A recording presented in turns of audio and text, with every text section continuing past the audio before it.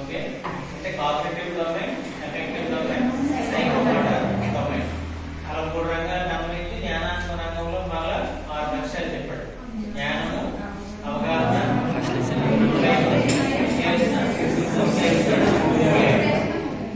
అలాగే భావరాశి రంగంలోనేమో గ్రహించడం,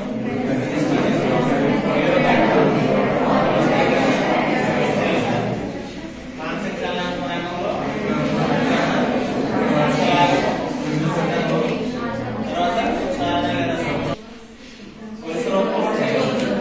గమ్యానికి ఉద్దేశానికి మధ్య సంబంధం గొలుసు రూపం ఉంటుందని చెప్తున్నాడు. కానీ గమ్యానికి ఉద్దేశాలు, ఉద్దేశాల నుంచి లక్ష్యాలు, లక్ష్యాల నుంచి స్పష్టీకరణ వస్తాయని చెప్పింది జ్ఞానాత్మక రంగం. సరైనది జ్ఞానాత్మక రంగంలోని అంటే అన్నింటిలో కూడా పెద్దది గమ్యం.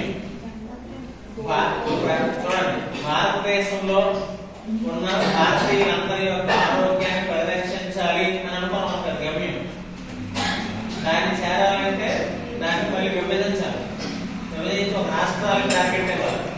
రాష్ట్రాలకు టార్గెట్ ఇస్తే ఉద్దేశం, జిల్లాకి టార్గెట్ ఇచ్చామంటారు లక్ష్యం, మండలానికి ఇచ్చామంటారు అది స్పష్టీకరణ. అందులో స్పష్టీకరణ చిన్నది, స్పష్టీకరణ చిన్నది. లక్ష్యాల్లోనే అనేక స్పష్టీకరణలు ఉంటాయి. ఇప్పుడు మనం ఇటు చేయాలి భాగంగా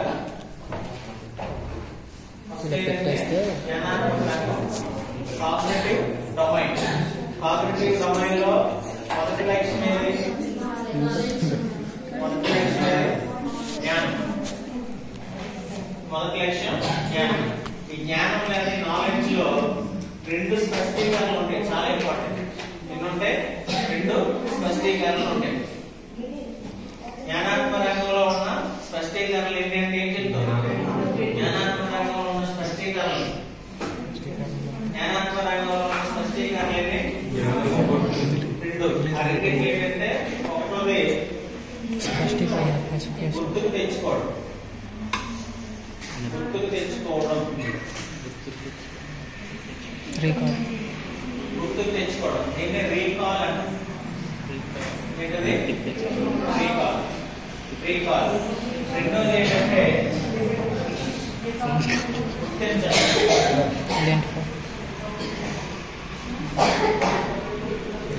రెండోది రికగ్నిషన్.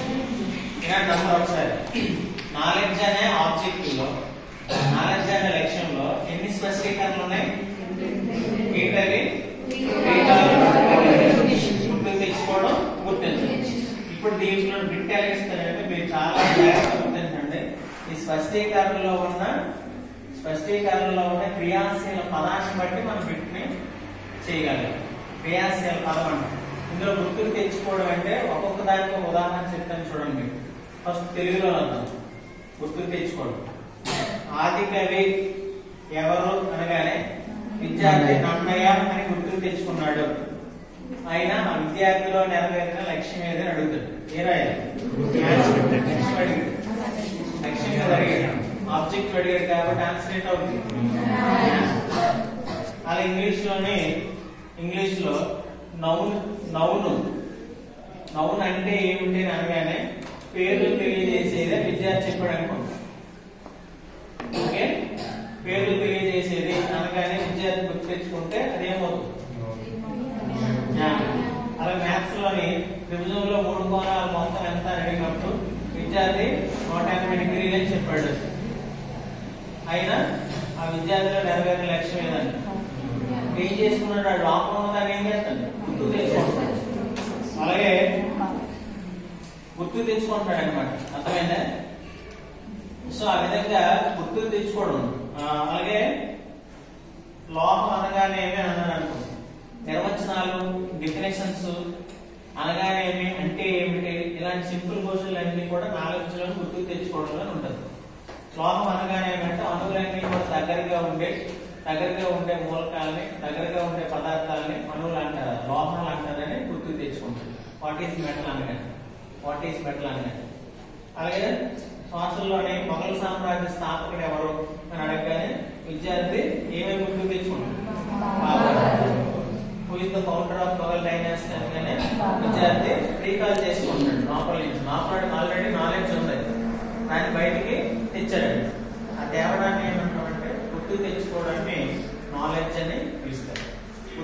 తెచ్చుకుంటాడు, రీకాల్, లోపల knowledge. Who's father of biology అన్నాం. ఫాదర్ ఆఫ్ బయాలజీ అనగానే అరిస్టాటిల్ అని విద్యార్థి గుర్తుకు తెచ్చుకున్నాడు, ఫాదర్ ఆఫ్ బయాలజీ అనగానే. సో ఆ విధంగా గుర్తుకు తెచ్చుకుంటే దాన్ని ఏమంటాం? నాలెడ్జ్. నాలెడ్జ్ లోని ఒక స్పష్టీకరణ. తర్వాత గుర్తించడం. గుర్తించడం అనేటప్పుడు జ్ఞానేంద్రియాలు ఎన్ని అనేటప్పుడు, జ్ఞానేంద్రియాలు ఎన్ని అని ఇచ్చినప్పుడు ఆప్షన్లు ఇస్తాం అన్నమాట.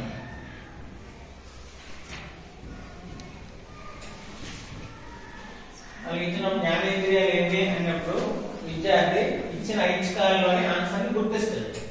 ఆన్సర్ ఏంటి? How many sense organs. How many sense organs అన్నప్పుడు విద్యార్థి థర్డ్ ఆప్షన్ ని గుర్తించాడు, ఐడెంటిఫై చేశాడు, గుర్తించాడు. గుర్తించాడంటే అది ఏమవుతుంది అంటే డైరెక్షన్, నాలెడ్జ్. గుర్తించడంగానే నాలెడ్జ్ అంటే. సో ఆ విధంగా ఏమైనా ఇవ్వచ్చు. అలాగే మొదటి పానిపట్టు యుద్ధం ఎప్పుడు జరిగింది? First battle of Panipat. మొదటి పానిపట్టు యుద్ధం ఎప్పుడు జరిగింది అనేటప్పుడు ఆప్షన్లు ఇస్తాము. 1526, 1556, 1761, అలాగే 1565. మొదటి పానిపట్టు యుద్ధం ఎప్పుడు జరిగింది? 1526 అని ఐడెంటిఫై చేసి గుర్తించడం. సో గుర్తించడం అంటే ఇది నాలెడ్జ్ అనగానే ఇది గుర్తించుకోండి. ఓకేనా? అర్థమైంది కదా? రెండోది అంటే రెండో లక్ష్యం అవగాహన. మీన్స్ మీకు ఖచ్చితంగా బిట్లు చేయాలి, అవగాహనలో ఉంటుంది. రెండోది అవగాహన రాయండి, అండర్స్టాండింగ్.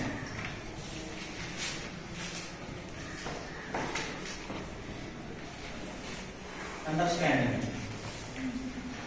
అండర్స్టాండింగ్ లో ఉన్న లక్ష్యాలకు సంబంధించి కోడ్ చెప్తాను, గుర్తించు. అవగాహనలో ఏం చెప్తున్నామో లక్ష్యాలు, ఇందులో ఉన్న స్పష్టీకరణలు ఏంటి? What are the specifications present in object of understanding.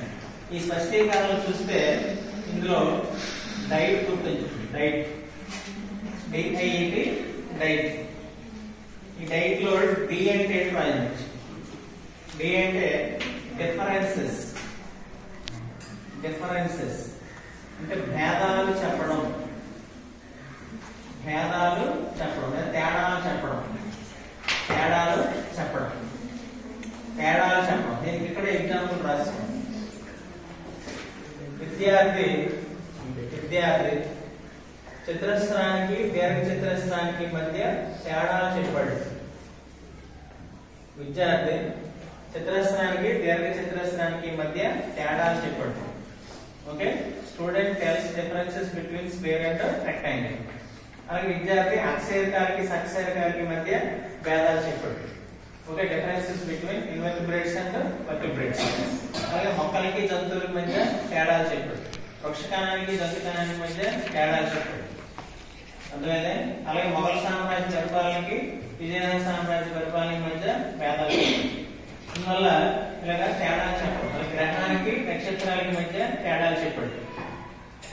అందువల్ల ఆ విధంగా డిఫరెన్సెస్ చెప్పడానికి మన విద్యార్థి మనకి ఒక క్వశ్చన్స్ ఉంటాయి కదా చిన్నప్పుడు చదివిన స్కూల్లో, తేడాలు రాయండి, భేదాలు రాయండి. అలాంటివన్నీ కూడా ఏమవుతాయి? భేదాలు చెప్పడంలోని అలా చెప్పడానికి విద్యార్థి. అందులో ఆ విద్యార్థి ఏ లక్ష్యం నెరవేరాలి? అవగాహన, అండర్స్టాండింగ్. అంటే అవగాహన ఉంది.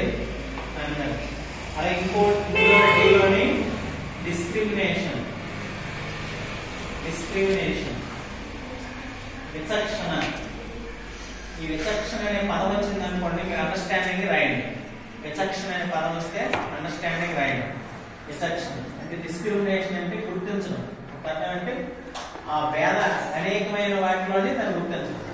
ఫర్ ఎగ్జాంపుల్ బోర్డు మీద 4-5 గ్రహాలు రాసి మధ్యలో సూర్యుడు బొమ్మ వేస్తే విద్యార్థులు అవన్నీ గ్రహాలు సూర్యుడు నక్షత్రం అని ఏం చేసాడు? గుర్తించాడు.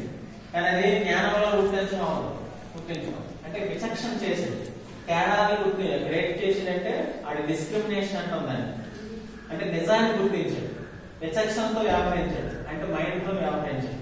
విచక్షణ అనేసి ఇందులో కూడా డిస్క్రిమినేషన్ అనేది వస్తుంది. ఇంకా ఐ అంటే ఏంటంటే identify relations. Identify errors. Identify errors. దోషాలు గుర్తించు. దోషాలు గుర్తించు. దోషాలు గుర్తించడం. Identify errors. దోషాలు గుర్తించడం అంటే అర్థం ఏంటంటే నువ్వు కిరణజన్య సంయోగ క్రియలో ఫోటోసింథసిస్ లో కిరణజన్య సంయోగ క్రియలో ఆక్సిజన్ కిరణజన్య సంయోగ క్రియలో కార్బన్ డయాక్సైడ్ విడుదలవుతుంది. కిరణజన్య సంయోగ క్రియలో కార్బన్ డయాక్సైడ్ విడుదలవుతుంది. CO2 is released in photosynthesis. Is it right or not? Correct or not? Ram, మీరు ఏది గుర్తించారు? ఈ వాక్యంలో దేని గుర్తించారు? దోషాలు గుర్తించారు లేదు. ఇందులో దోషం ఏంటి? CO2. కానీ ఏం విడుదల యాక్షన్? ఆక్సిజన్ విడుదల.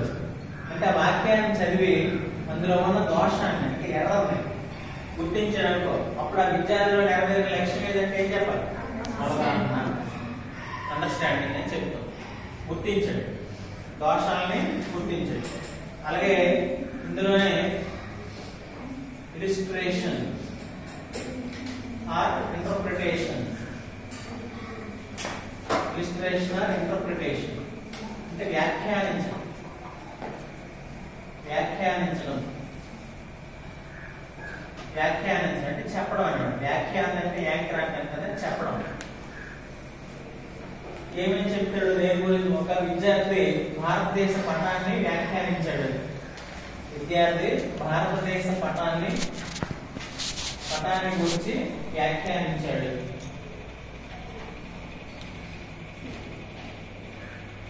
అంటే student ఇంటర్ప్రిటేట్ about map of India. ఆ విధంగా దాన్ని ఇంటర్ప్రిటేట్ చేశాడు. అంటే ఈ రాష్ట్రాలు, ఈశాన్య రాష్ట్రాలు, దక్షిణ భారతదేశ రాష్ట్రాలు, ఈ కేంద్ర ప్రాంతాలు, చుట్టూ సముద్రాలు అని చెప్తున్నాడు ఏదో భారతదేశం గురించి. అక్కడ ఆటోమేటిక్ నాలెడ్జ్ లాంగ్ ఉంటే కదా అవగాహన వస్తుంది. అందువల్ల అవగాహన అంటే అది నాలెడ్జ్ ని బయటికి తీసి చెప్పగలగాలి. నాలెడ్జ్ ని బయటికి తీసి అర్థమైనది చెప్పగలగాలి. అర్థం చేసుకోవాలి. అది అవగాహన. అవగాహన అంటే అది. తర్వాత DI, నెక్స్ట్ E. E అంటే ఎగ్జాంపుల్స్. ఎగ్జాంపుల్స్ ఉదాహరణలు ఇవ్వడం. ఉదాహరణలు ఇవ్వడం అనేది ఏ లక్ష్యం అడుగుతాడు? అవగాహన. ఉదాహరణలు ఇవ్వాలి.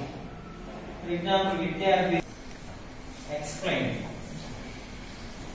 వివరించడం. వివరించడం కూడా అండర్స్టాండింగ్. వివరించడం. దేన్ని వివరించాలి? దేన్నైనా వివరించవచ్చు. ఎక్స్ప్లెయిన్.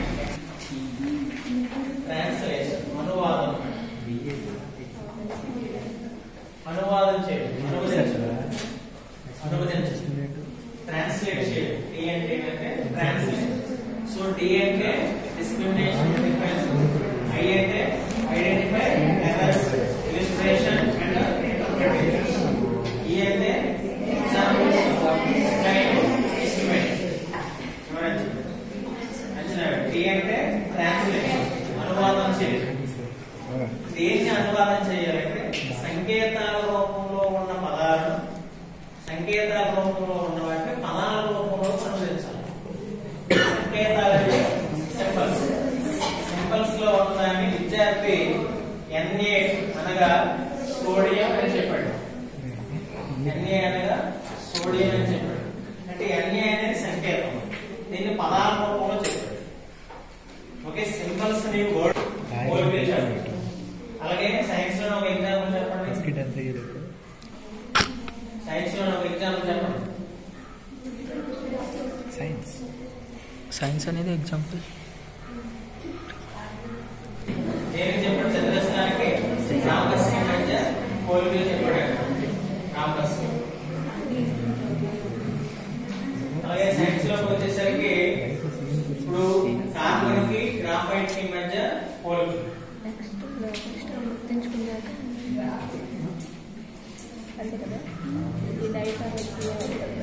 కార్బన్ కి గ్రాఫైట్ కి మధ్య పోలికలు చెప్పారు. Carbon graphite. అలాగే కెమెరా కి పన్ను కి మధ్య పోలికలు చేస్తారు. కెమెరా పన్ను. ఎందుకంటే కెమెరా కూడా మన పన్ను కూడా కెమెరా లాగా పనిచేస్తుంది. కెమెరాకి పన్నుకి పోలికలు చెప్పాడు.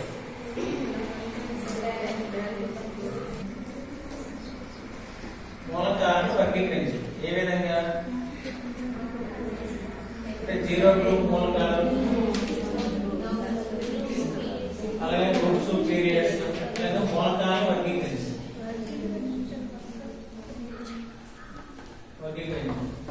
అలాగే విద్యార్థి ఇంకొక అన్నమాట ఎక్స్ట్రాపులేషన్ అంటే అర్థం ఏంటంటే మన వద్ద ఉన్న సమాచారం ఆధారంగా రాబోయే సంఘటనను ఊహించడం. మన వద్ద ఉన్న సమాచారం ఆధారంగా రాబోయే దాన్ని ఊహించడం. అంటే గాలిలో బాగా తేమగా ఉంటే కుక్క పడుతుంది అనుకోండి, ఈవినింగ్ వర్షం పడవచ్చు అని మనం పరిశీలన చేస్తాం.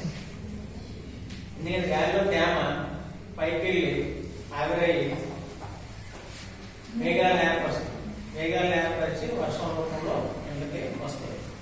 ఆ విధంగా తమ వద్ద ఉన్న సమాచారం ఆధారంగా రాబోయే సంఘటనను ఊహించడాన్ని బహిర్శేషణ అంటారు. అంటే according to your information in you can predict the future incident.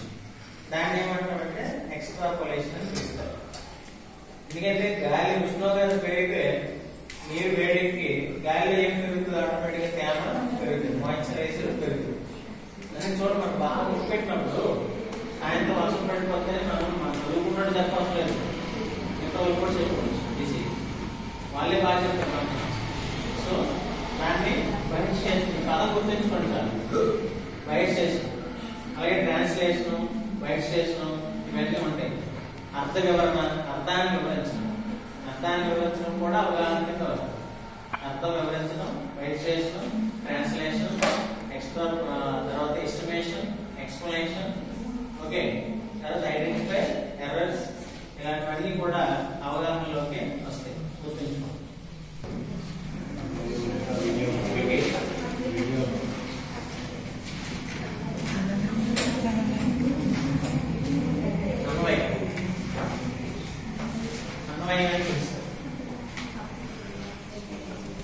అంటే విద్యార్థి తాను పొందిన జ్ఞానాన్ని అవగాహన చేసుకొని నిజ జీవితంలో దాన్ని వినియోగించినట్లయితే నాలెడ్జ్ ని అండర్స్టాండ్ చేసుకొని డైలీ లైఫ్ లోనే ఏం చేయాలి? డైలీ లైఫ్ లో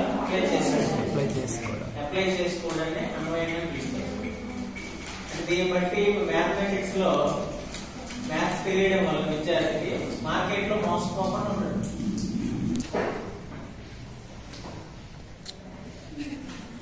యూజెస్, ఉపయోగాలు తెలపడం.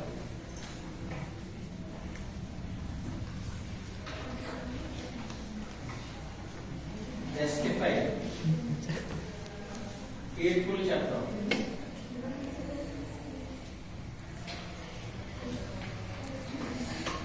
తర్వాత జనరలైజేషన్,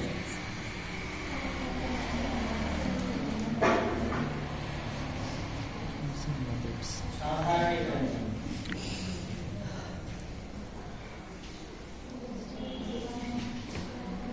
విశాలమైన యోగ్యత కూడా ఉన్న భావనని సాధారణీకరణ అని పిలుస్తారు. పరస్పర సంబంధం ఉండాలి, విశాలమైన యోగ్యత ఉండాలి. విశాలమైన యోగ్యత ఉండాలి, దాన్ని సాధారణీకరణ అని పిలుస్తారు. పరస్పర సంబంధంతో పాటు విశాలమైన యోగ్యత. ఫర్ ఎగ్జాంపుల్ మల్లెపువ్వు తెల్ల ఉంటుంది, రాత్రిపూట వికసిస్తుంది, సువాసన ఇస్తుంది, అవునా కాదు? తర్వాత విరజాజులు, ఇవి కూడా తెల్లగా ఉంటే రాత్రిపూట వికసిస్తాయి, సువాసన ఇస్తాయి. అలాగే సన్నజాజులు, ఇవి కూడా ఏమో రాత్రిపూట వికసిస్తే తెల్లగా ఉంటాయి, సువాసన ఇస్తాయి. అంటే ఈ మూడింటిలో కామన్ క్యారెక్టర్ ఏముంది?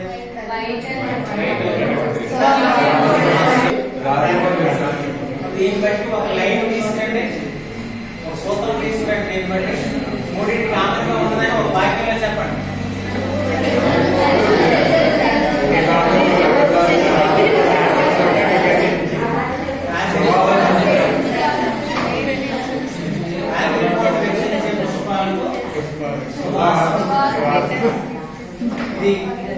అంటే మనం ఏం చేసాం? ఫస్ట్ ఎగ్జాంపుల్ చూసాం. ఎగ్జాంపుల్స్ సూత్రాన్ని రాబట్టాం. వీటి మధ్య పరస్పర సంబంధం ఉంది, విశాలమైన సూత్రాన్ని మనం రాబట్టాం. ఇందులో పరస్పర సంబంధం తో పాటు విశాలమైన యోగ్యత దాంట్లో ఉన్న కామన్ క్యారెక్టర్ ఉన్న భావనని సాధారణీకరణ అంటారు.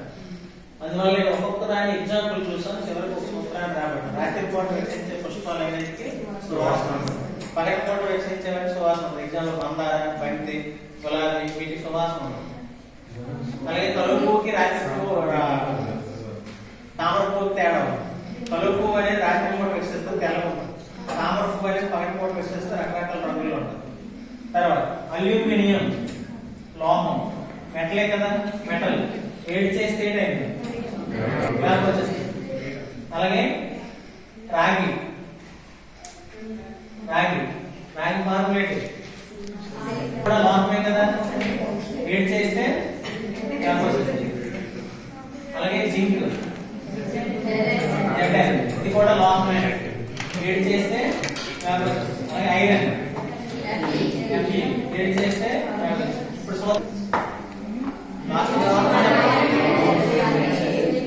లోహాలన్నీ సాధారణ. ఇదే ఆధారం పద్ధతి కూడా